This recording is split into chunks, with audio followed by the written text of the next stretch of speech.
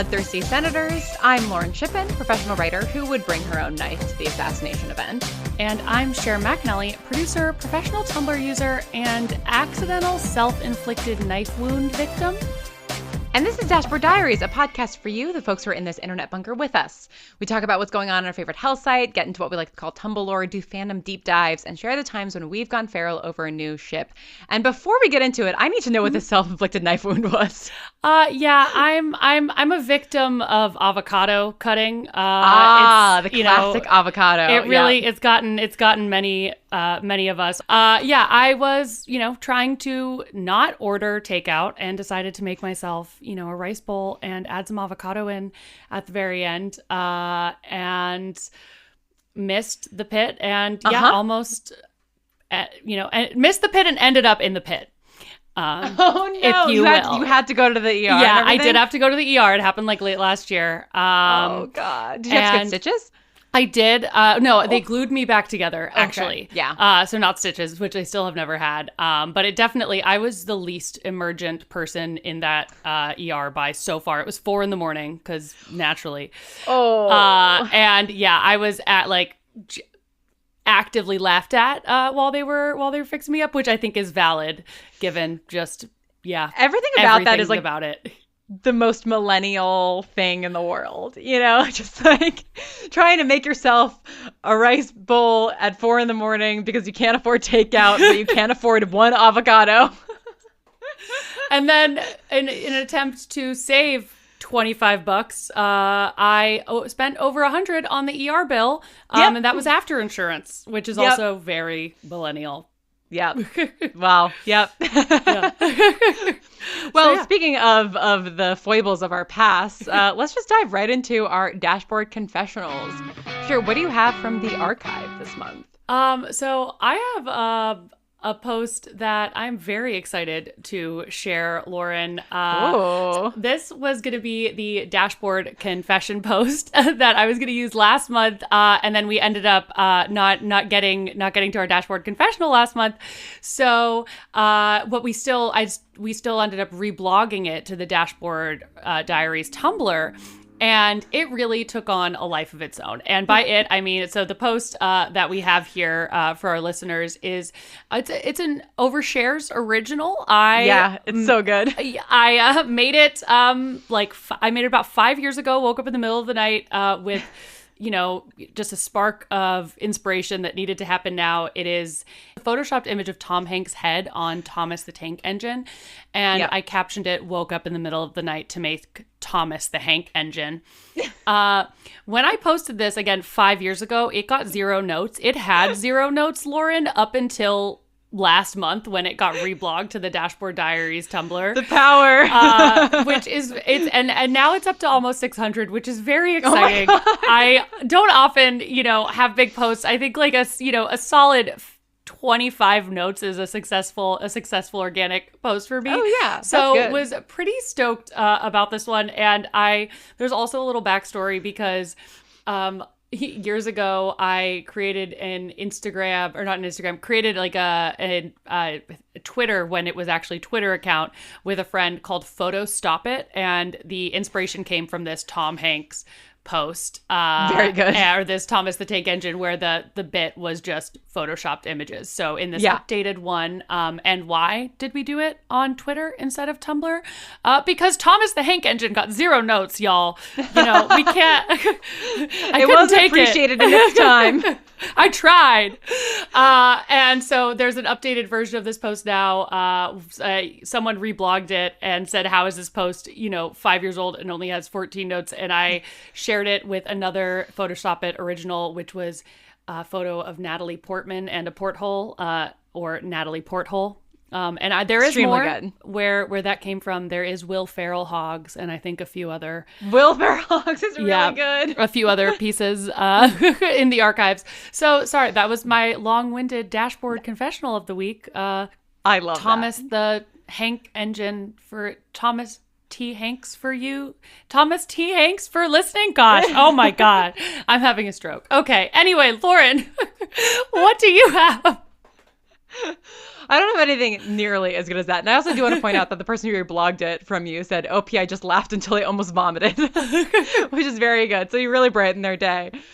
I have just a very classic Tumblr post that is a screenshot of a Twitter post. But it, I don't know. It just, it made me remember how important it is that we have nonsense TV. Welcome back, Dr. Odyssey, to our airwaves. Oh my gosh.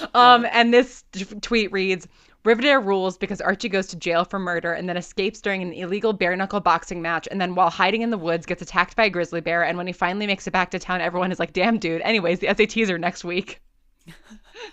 And as somebody who watched like the first 2-ish seasons of Riverdale, I can tell you that that's all true. Mm-hmm. But also like Riverdale, we haven't done an episode on Riverdale, I don't think. I think we should do kind of like the road to Riverdale and its impact, the Riverdale-ification of television.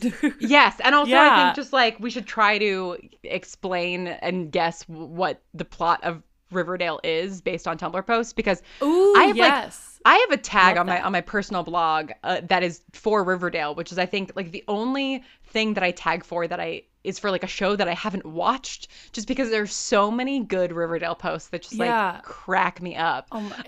This being one of them. It really is such an acid trip of a show. You know, Riverdale is like that game that icebreaker game that you play at summer camp or, you know, in elementary school, where everyone writes a line of a story and you just keep building on it and the whole class. So I feel that very much feels like the building of a Riverdale plot in the best possible way. I love the chaos. Yes, absolute compliment to the chef on Riverdale, but it's crazy. I am all in on a Riverdale episode. And side note, speaking of Riverdale, one of my Photostop It pieces was also Riverdale related. I photoshopped Pitbull into the Riverdale poster and updated the show title to Riverdale. Very good. Yeah, very good. Very much. Yeah. There's always a pun, Lauren. There's always a pun to be found. Always. Okay, so Riverdale episode we're definitely going to have to do. 100%. But today we are talking about something sort of specific to this month. We've done a show on Tumblr holidays in the past. You can look for that in our feed. And today, this month, this year, I thought it would be fun for us to talk about the Ides of March, and specifically the Ides of March on Tumblr. Cher, if you had to explain the Ides of March to an alien that came to Earth, how would you go about doing that? Wow. What a question, Lauren. I actually, in my preparation for this episode, included a post that explains the Ides of March via an ask to a user who had been on the platform for less than a year, which I feel like incredible is essentially the same thing as describing the Ides of March to an alien. So if you don't mind, I would I'll just read this verbatim. Please. The answer comes from Off on a Hero's Journey. Off on a Hero's Journey, who said, March 15th is also known as the Ides of March in the Roman calendar, and what's celebrated is a very successful group project that took place in 44 BC in the Roman Empire. A group of 60 senators conspired to assassinate Julius Caesar. However, all group projects have some people that skirt their responsibilities. That's why Caesar only had 23 stab wounds. Because this is Tumblr, the death of the dictator is celebrated every year with top quality memes and shit posts. It's a Tumblr holiday. That is honestly a very good explanation. Right? Yeah. In a nutshell. Couldn't do it better. Well, and I did want to talk about the Tumblr specific relationship to it and why it became popular and why it was popping off this year, particularly. Oh yeah. But yeah, the fact that Caesar was only stabbed 23 times when it was 60 plus senators who conspired to murder him, I think is very interesting. I also think it's really funny that by 44 BC, Julius Caesar had started to implement his own calendar, the Julian calendar, and the Ides of March is from the Roman calendar, which precedes that. And I think it's funny that like the day that he died has become famous as a date in the calendar that he got rid of. You know, it's just like insult to injury. Truly. The ultimate final nail in the coffin, knife in the back. Truly. And I do think that Tumblr, is sort of a very socialist, populist kind of place. We don't enjoy dictators here. But I actually don't think that is why the holiday is popular. I think that's why the holiday was popular this year in particular, and we'll get to that. But when you think of posts on Tumblr around the Ides of March, what's like the first thing that pops into your head? A bunch of knives. A bunch of knives. Okay. See, in my head, I think of one knife in one bottle of Caesar dressing. You know exactly what I'm talking about. Yep. The one that started it all. The one that started it all. The knife that launched 1,000 knives. Yeah, the knife that launched 1,000 knives. So in 2014, a Tumblr user, 01infinity, I believe, posted and I'll dig up this post and reblog it. A bottle of creamy Caesar salad dressing, and in it there's a knife through sort of the back of the Caesar bottle, and it was something that was just like reblogged a bunch. And then somebody reblogged it with the commentary, "Why does this have 32,000 notes? It's just a picture of a knife in a ranch bottle. Is there some unspoken joke that 32,000 people share? What is going on here? I don't get it. It's just a fucking picture of a knife in a ranch bottle. Is there some spiritual connection people have to this picture? Is there some ominous and mystical reasoning that this has 32,000 notes? Do people reblog this because it makes them look like some indie blogger? Or is there just something funny to this? Someone please explain." And then somebody reblogged that and said, "No one tell him." And that is the version of this post that I've been seeing floating around for years. Yeah. So I do think that fundamentally is why this is a popular holiday on Tumblr, because Tumblr users love having an in-joke. They love sort of absurdist humor. So sort of like the knife in the Caesar bottle to begin with is like very absurdist. And it's just goofy. And also then Tumblr loves making holidays out of its own memes. So like I think that now it's become sort of the celebration of taking down like somebody who is trying to crown themselves king of a republic. But I think its roots, we can't forget our history, are just shit posting inclinations. Yeah. It started with the silliness for sure. Yeah. Started with the silliness for sure. Yeah. But then, I mean, this year, how did you observe Ides of March this year? What did anything feel different to you about Ides of March on Tumblr? Yeah, absolutely. I would say we've seen almost like a 180, especially in this year, with how the Ides of March was treated on Tumblr. Of course, still tons of memes and shit posts, and even the tone, which, obviously has changed this year given the changing political climate, especially and most specifically in the US, were, the memes were very directed specifically at that. I saw there was a post from user Academic Blorbo, who said, "Every year the Ides of March feels like a fun little meme, but this year it actually feels more like trying to cast a spell." Which I feel like is a really accurate depiction of kind of the Ides of March vibe this year. There were a lot of the, casting circle posts, which for those of you listeners who are unfamiliar, it's a bunch of the candle emojis and or other emojis that you put in a circle, and then you put your wish, your spell, what you're casting kind of in the middle. There were a lot of those kind of aligning with the Ides of March. I would say about 50% of the posts or more that I was seeing as I've been scrolling from this year were really focused on kind of the meaning behind the Ides of March, the history of the holiday versus the Caesar dressing in it with the knife in it. Though, of course, that was also shared and there was a lot of, fun to be had. But there was definitely that kind of deeper meaning that was very prevalent this year. Totally agreed. Yeah, the like to charge, reblog to cast is something that's been popular on Tumblr for a couple of years now, where somebody sort of wishes something, you like to charge it and reblog to cast.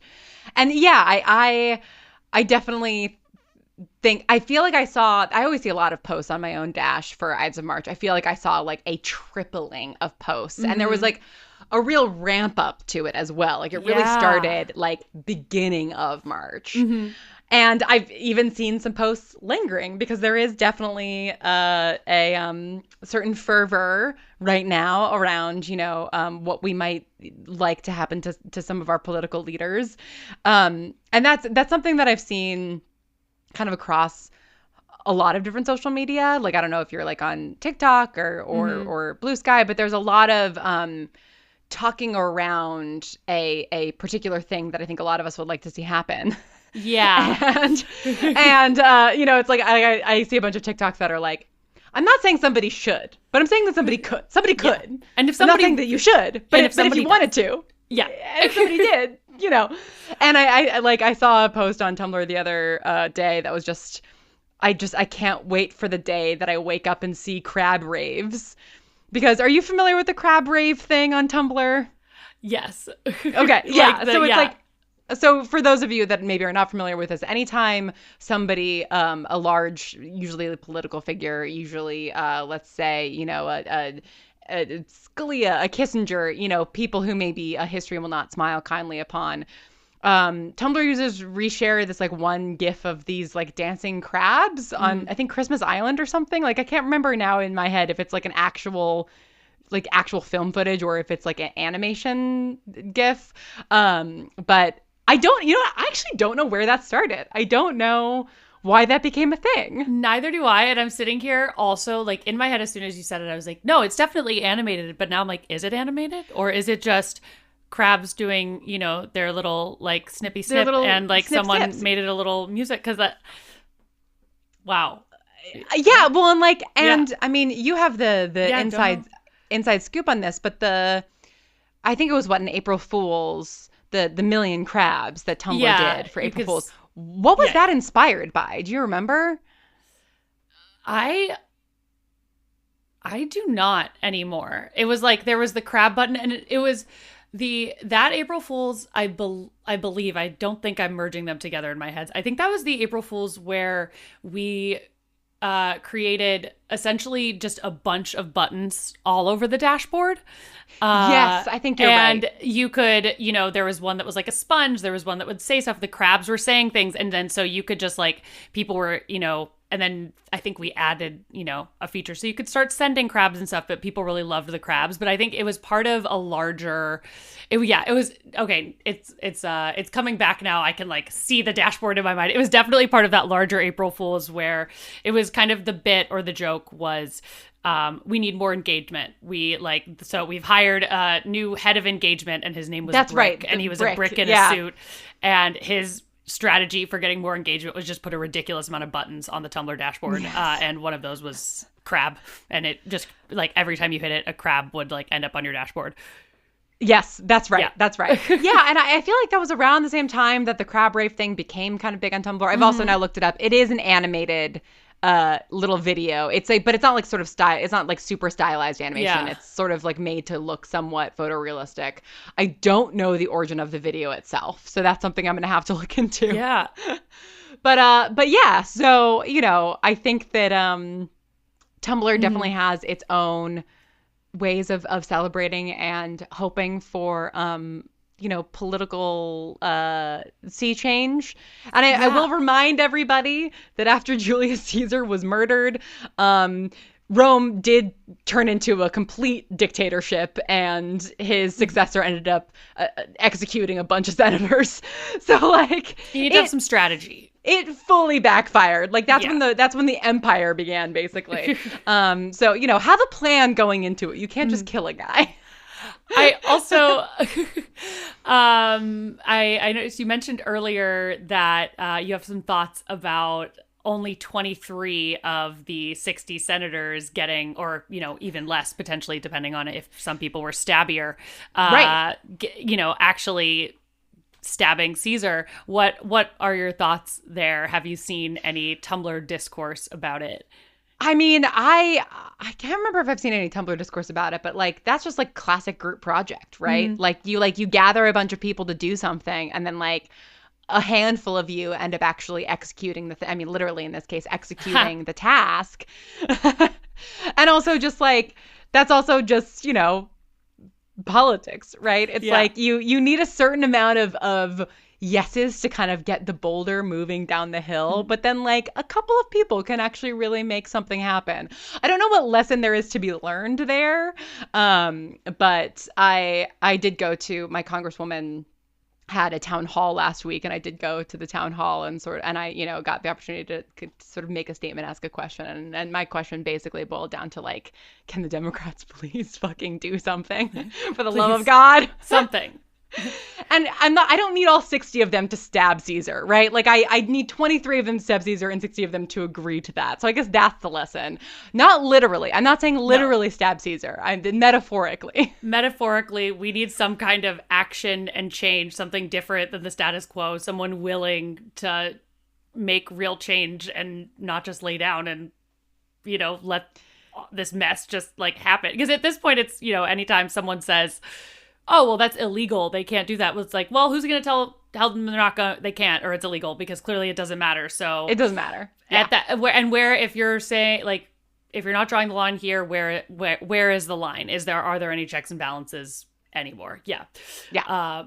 Yep. So I'm not saying somebody should. I'm just saying somebody could. All it takes is one person to take a stand and really make a change. To really to start the movement. To start the movement. Yeah, exactly. I was, you know, like it's funny you mentioned the group project. That is exactly the, like, you know, discourse on Tumblr about the 23 Oh, yeah, steps. Okay. But I did see one post which has kind of stuck with me, which I hadn't thought of before. And the user said, which I'll have to find it to reblog it. I like scrolled by and didn't save it. But the user essentially said that they were like, look, if 60 people crowd around one person with knives and try to get a stab in, a lot of people might not get their turn.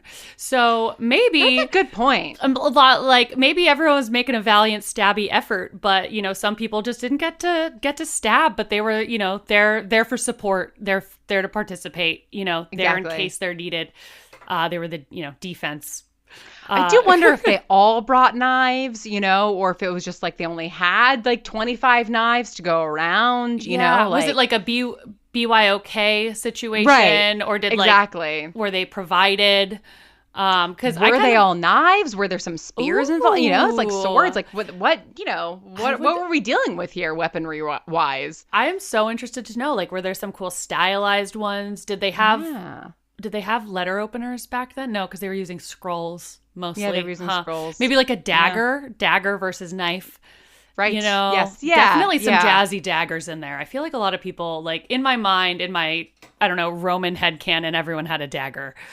Yeah. That sounds right to me. Why not? I'm sorry. I'm now just really down this knife rabbit hole. I know. I'm gonna have to look this up. And listener, if you know any information about the weapons that they used to kill Caesar, email us at dashboarddiariespod@gmail.com. Also, if you know the origin of the crab rave thing, I would be curious. I mean, I'm gonna look it up later, but I would be curious, you know, what sort of Tumblr users remember of that particular origin. Any final thoughts about the Ides of March on Tumblr? One final thought, which is just a post, which was an idea from a user or a non-Tumblr user that they said to a user, which I kind of love the idea of. It's from Lord Noki Beatty. This is definitely a character that I am butchering the name of somewhere in here. Lord Noki Beatty. My apologies. That said, I recently told a friend who is not on Tumblr about the Ides of March, and they asked, how do we celebrate? Is there a chosen Caesar account that we all stab? Does admin pick a blog randomly or something? And I had to inform them that they highly overestimate how organized Tumblr is and underestimate how much fun there is in the chaos. Admin. But I love the idea of some kind of Caesar account, or I don't know, nominating an account to be the Caesar, or I don't know, not in a bullying way, this person consents to be Caesar for the day, or an account is created kind of way. I think there could be something fun there. You know, I think I saw a post kind of like this. I think somebody does have the Julius Caesar handle, perhaps. So I'll see if I can dig up the post that I'm thinking of, because I feel like I reblogged something like this to my personal account a while back. Amazing. So I'm gonna have to dig deep in there to find it. It is so funny. I've been thinking about this compared to, I don't know, Neil banging out the tunes, which is another Tumblr holiday that is just purely, I think that's April 13th, I believe. Yes. Purely just for the date itself. Whereas this one, is so much more. When I started this, I really was focusing just on the like meme with a day holiday, but you know. But it really does have that extra spice to it this year. Yeah, cuts a lot deeper. And with that, we will move on to mailbag. We've got another mailbag because we had a follow-up from our fantastic Wicked correspondent on the ground about our Wicked episode that we did a little while back, where we talked about Gelfie and all the rest, prompted by this listener asking us to look into it because the fandom obviously has gotten some new love and new participants since the movie came out, and they very kindly wrote back to us with some answers to some of our questions and sort of musings that we had coming out of that episode.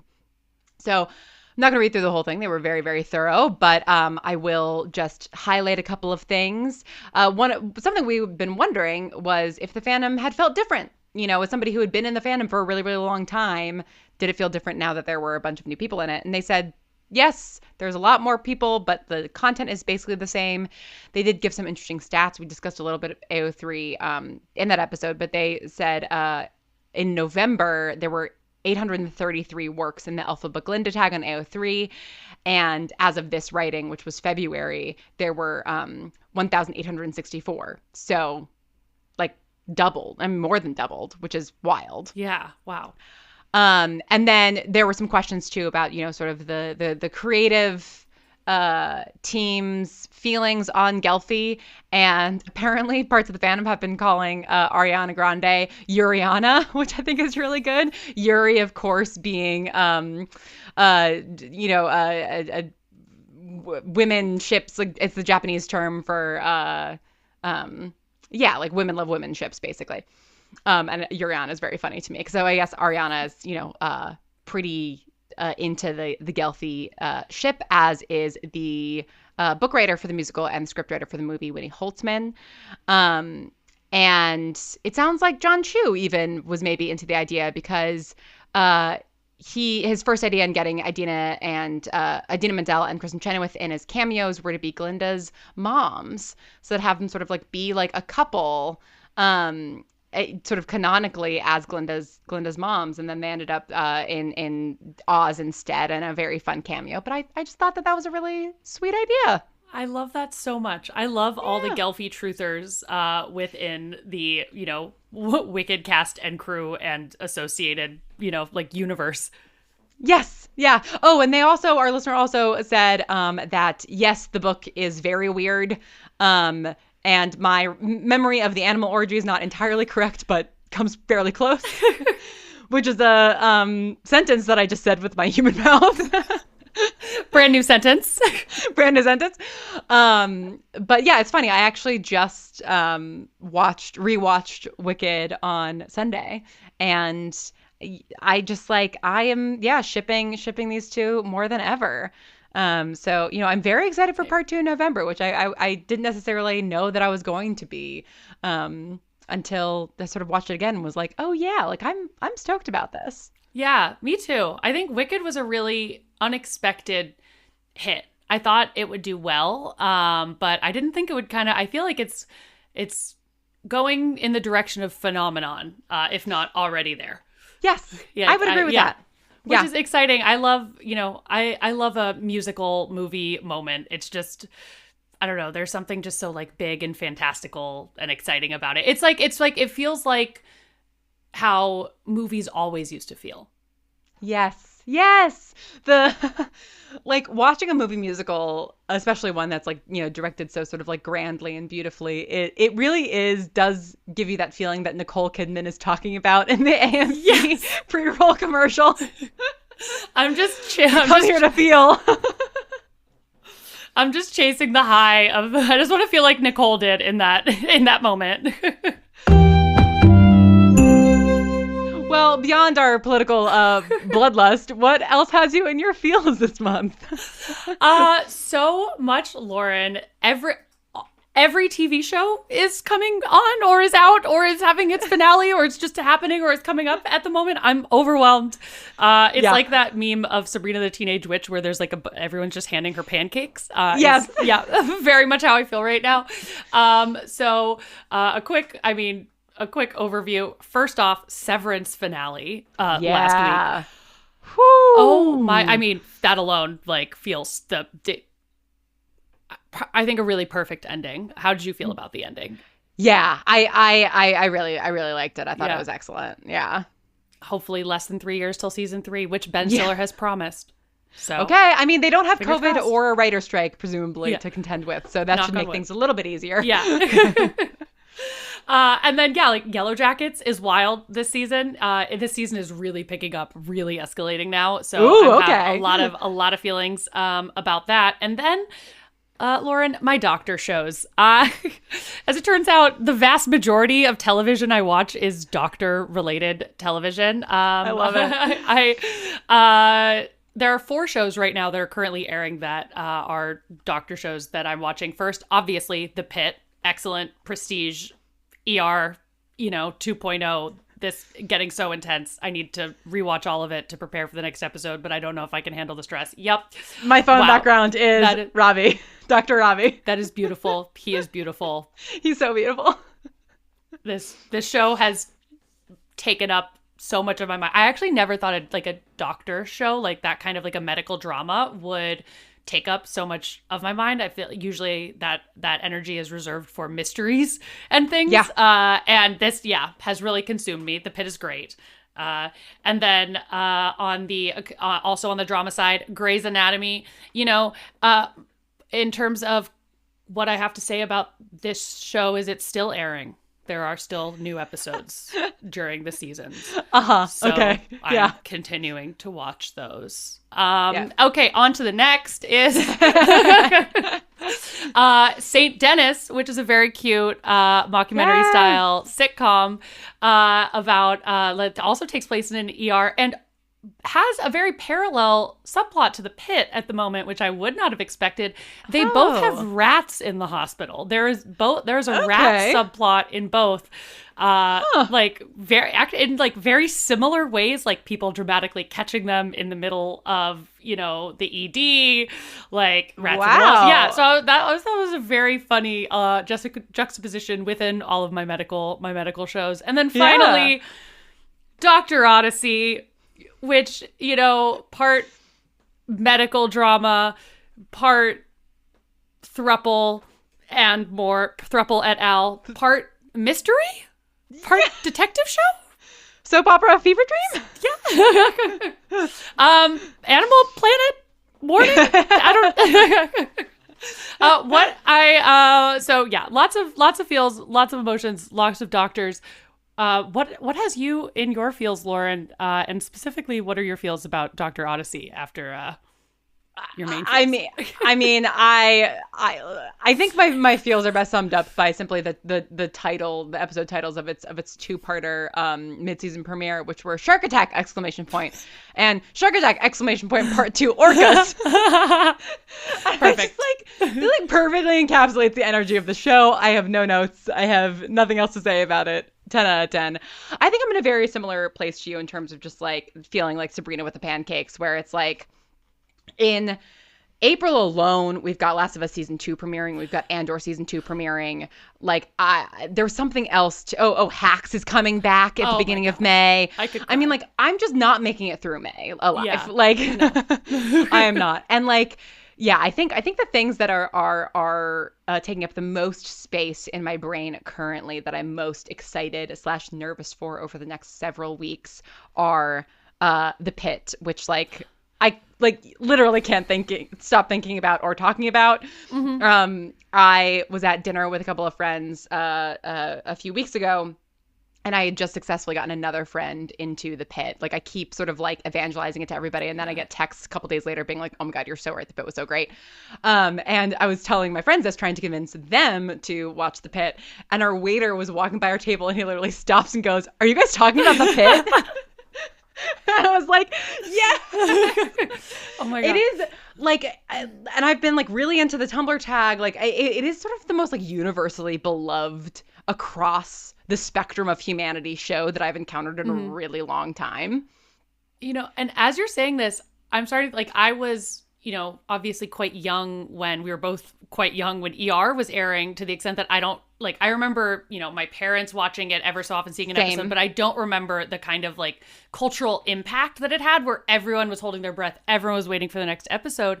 And I feel like the pit really does feel like a revival of that, which of course we've had other television throughout the years that you and I, you know, experienced, kind of everyone watching. I mean, Game of Thrones is, you know, huge, but juggernaut. You know, Yeah. But yeah, it's kind of exciting, and just obviously the, you know, alignment with oh my gosh, how am I forgetting the main character, the like Noah Wyle. guys, Noah Wyle.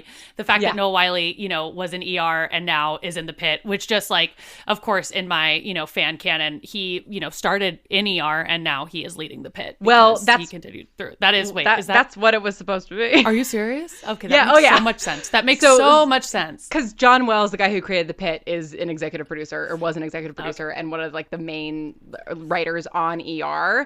And there's actually, I think, still currently a lawsuit about it. Oh my God. Because like for various rights reasons, because ER was actually created by Michael Crichton, the creator of like Jurassic Park and shit. And Michael Crichton has since passed away, and so there was some like issue, I think, with the rights of ER with his estate. And so though the pit was initially developed as an ER continuation / spinoff / sequel, John Wells and Noah Wyle ended up developing it separately and then pitching it out as the pit.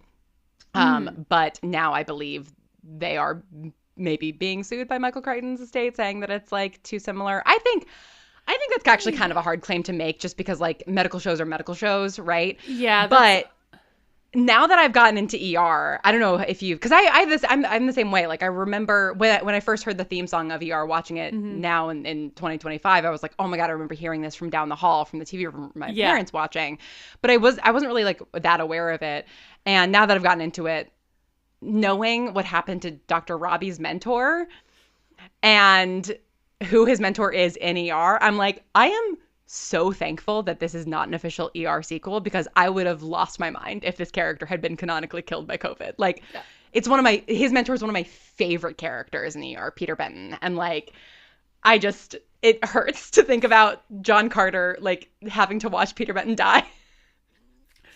So I'm like, I'm glad that that's not canon. It's too much to put. We're already. It's too much emotions in these shows individually. Merging them would be overwhelming. Would be too much. Yeah, would be too much. But it's amazing, because it's like I didn't really have any knowledge of ER. Yeah, before watching the pit, and like we just turned on the pit because it sounded interesting, and now I'm like so far into it. Also, I have been obsessed with Langdon and Mel's whole like dynamic since the beginning, and I read an incredible fic of the two of them the other night that I will send you if you want. Oh, please do. And that I might just like post on Tumblr, because it's really, really worth reading. Also, please do. And then the other thing that has me in my feels is 911, also kind of for ship reasons, because like, listen, I grew up in the Sherlock trenches. You know, I watched all of Supernatural. Like I am not, you know, fool me once, shame on you. Fool me twice, shame on me. But like, I don't know. I'm sorry, what was that? I don't know. I think this one might be happening though. Like, I think Buddy might actually become canon, and like I am happy to be sitting here putting on my clown makeup, but like, it's back from its mid-season hiatus. Things are happening. Things are being said. I don't know. My hope is that by the time that we're doing episode 50 of this show, we can do just like a Buddy extravaganza about how it's gone canon after 8 years. Oh my gosh. Or how it's very clearly going canon. Because I'm having the time of my life. Like, they're doing truly insane behavior from specifically Buck, of the one half of that ship. Just like, Because you don't watch 911, right? I don't know. Okay, so to give you a little... Given your the track record of you recommending shows to me and then me getting obsessed with them, I really need to add that to the list. Well, listen, if you like Dr. Odyssey, it is like a slightly more grounded in reality, Dr. Odyssey. Great. Slightly more grounded in reality. But so just to give you like a little like taste of, you're aware of this ship because you worked at Tumblr for 10 years and you're on Tumblr. But in the very first season, Buck, one of the characters who now is canonically bisexual, is dating Connie Britton's character, and like he goes from sort of being a playboy to being a very dedicated boyfriend, and sort of like growing up sort of through the course of dating this older woman. Their relationship is lovely, and I would have really loved to see how that relationship had developed had Connie Britton not left the show after one season. So then at the beginning of season 2, Buck moves into his girlfriend's place while she's off traveling the world after her mother dies. And sort of like he's like still there, like kind of pining after her because they didn't really like officially broke up. So he's just kind of like in her house waiting for her to come back before he realizes that he's just sort of been ghosted and like moves out and like starts his own life. Oof. Cher. He just did the same thing. He just moved into Eddie's house. And can I spoil something even more for you? He moved into Eddie's house, then refuses to sleep at Eddie's house because he misses Eddie too much, so he's sleeping on his sister's couch. And then he runs into his ex-boyfriend who dumped him in a bar. They hook up. He brings ex-boyfriend home, sleeps with him in Eddie's house. And then the next morning, ex-boyfriend is like, should we try again now that the competition's gone? And Buck is like, are you accusing me of being in love with Eddie? And the ex-boyfriend is basically like, yeah. And Buck goes, he's straight. Like that's his like first argument against. And like later in the episode he says like, but I'm not in love with Eddie. And it's like, sweet child. Yeah. But like all to say, I am whether they're like actually going to make the ship canon or whether it's just going to be a thing where like, because the other truly, truly insane thing that Buck said in this episode to his ex-boyfriend after sleeping with him was, I don't have to want to sleep with everybody I have feelings for, and I don't have to have feelings for everybody that I sleep with. Which, like, both confirms that, like, he doesn't have feelings for his ex-boyfriend anymore, who he just slept with, but also, like, he has feelings for Eddie, and he does, like, it's so messy. A lot to unpack there. A lot to unpack. And if what they're ultimately moving towards is, like, they're not in love and they're not attracted to each other, but like there is a feeling here more profound than just friendship and like, you know, some sort of queer platonic family relationship. Like I'm also cool with that. I just love that the show is like addressing it head on. I love seeing Buck emotionally tortured. It's one of my favorite aspects of the show. So I'm just having the best time. That was so much information about a show that you don't watch. About a show I'm about to start watching, Lauren. Great. Now's the perfect time to catch up. Honestly, like I think things are going to get wild. Like, I don't know where it's going, but things are going to get wild. Well, this is great because with so many new shows coming out, when you have new shows coming out, it's like, I don't know what to do with my brain in between it. It's like, I don't have any other shows I'm watching. What do I put on? I just kind of rewatch episodes. This is a great, I will start watching 911. I also never finished ER. I watched a couple seasons, but never finished it. So there you go. Yeah. Got a lot of homework to do. Tina, adding to my medical drama, my medical show list.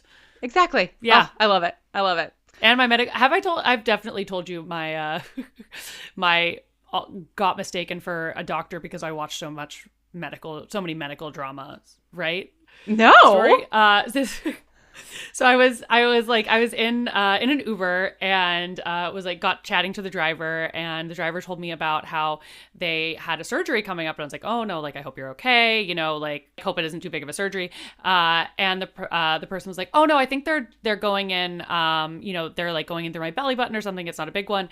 And I said, exactly what I said. I was like, oh, they're going in laparoscopically, and they go, oh, are you a doctor? And I was like, I just watch so many. At the time, I just said I watched so much Grey's Anatomy, but now it's so many medical dramas. So yeah, I like how you immediately were like, "Oh, they're going laparoscopically." Well, it's funny. When I may have mentioned this before, but one of my best friends here in Seattle is a doctor who works in a hospital in sort of the main city hospital here in Seattle, and she doesn't watch The Pitt for very valid reasons of she was in a major city hospital during COVID and like doesn't necessarily need to relive certain parts of her life. Yeah. But she does occasionally send me like stuff that from her colleagues who are watching around like how much they appreciate how much the show actually does get right, but then like the little nitpicky things that they, you know, get wrong or whatever. And it's really fun, honestly, to see like doctors really pick apart stuff in the pit because so much of it is actually quite accurate that they have to like. She sent me this one Blue Sky thread from someone and I was like, I literally don't understand what this person on Blue Sky is saying because it's so medically like specific. So yeah, it's we love it. We love learning lingo. Has she said anything about the way they wear their stethoscopes on the pit? Oh, did she? That was when I first told her about it. She was like, the only thing I know about the pit, this was like maybe in like week 3 of the pit, is that me and all of my colleagues went completely nuts when we saw him wearing the stethoscope totally wrong in the trailer. And also it's like, no, Wiley, like you were a doctor for 15 years on ER. Like, how do you not? What happened that day on set? So apparently I was reading about, like how accurate the pit is and how like that's one of the big things. And apparently on a lot of like medical dramas, they do not wear the stethoscopes correctly because they can't actually hear what's happening on set. They can't hear the other actors or like the calls or things because it's their actual stethoscopes. So they're working as intended, which doesn't work for filming. That's fascinating. Oh my gosh. Okay. Well, then that explains it.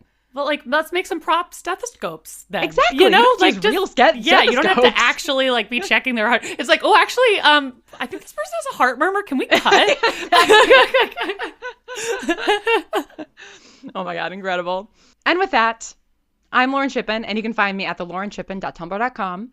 And I'm Cher McAnelly, and you can find me at overshares.tumblr.com.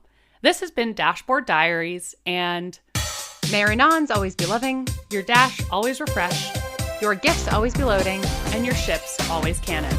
May the fixer reading always be finished, and the answers you seek always in the reblogs. Thanks for scrolling with us.